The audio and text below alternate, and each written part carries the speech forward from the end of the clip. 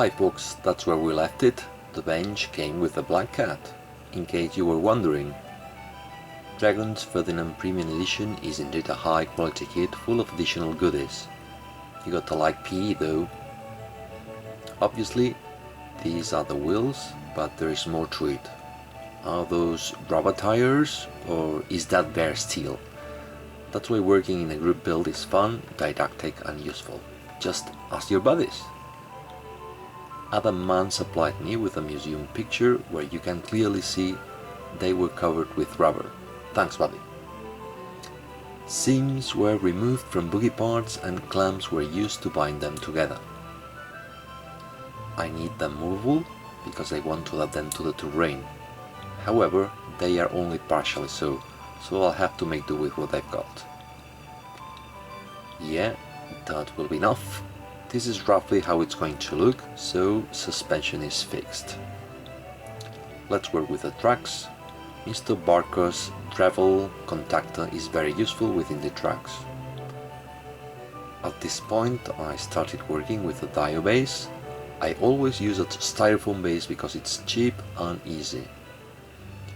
This styrofoam was covered with dust white clay and tracks were imprinted using film as a sensible prophylaxis. This is one of those great additions I've mentioned before. And there you've got them in the right place. As you can see, you will always need to make corrections on the hull and add putty whenever it's necessary.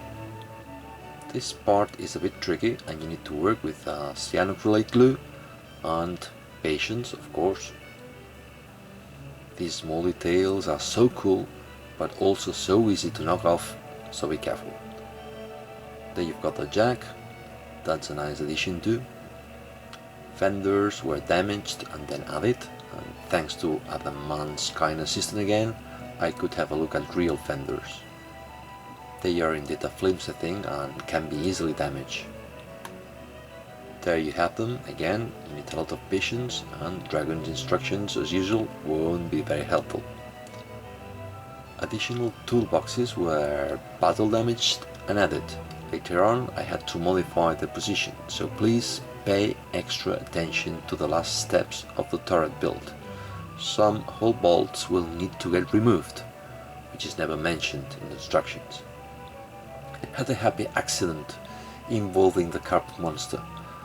The right lamp has been lost due to battle damage and I included a couple of copper wires on the lamp base. Okay, I started working with the barrel base and the turret. Hatches are going to be open, so the interior will need some additional work. Open gun ports are a cool detail here too. Photo etch hatch details were added as well. These grills are going to be covered with upper grills, so please remember to give them some dark color, otherwise plastic grey will shine through. More PE details, it's one of the most complete kits out of the box I've ever worked with. As I told you, interiors were dealt with using acrylics and enamel washes. I wasn't too thorough with the details, since you're just going to get a partial glimpse through the hatches. Same was done in this area here. There you have it, not much is seen, but bare plastic would ruin realism. It's starting to look good, there are loads of details.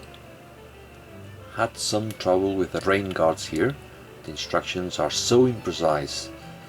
Got help from the group build and Adam's research group, and so again, thanks guys. There are 3 barrel options included in the kit, the traditional 2-half set, a single mold piece and the metal barrel. Obviously I chose the last option. And finally the cable was added.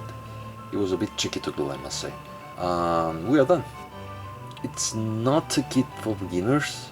All the amount of tiny details and PE can squeeze all the patience out of you. You need a good sight as well, or a magnifying glass. Be careful with the cyanoacrylate glue and never trust Dragon's instructions. They are tricky and imprecise. Apart from that, it's a marvelous kit.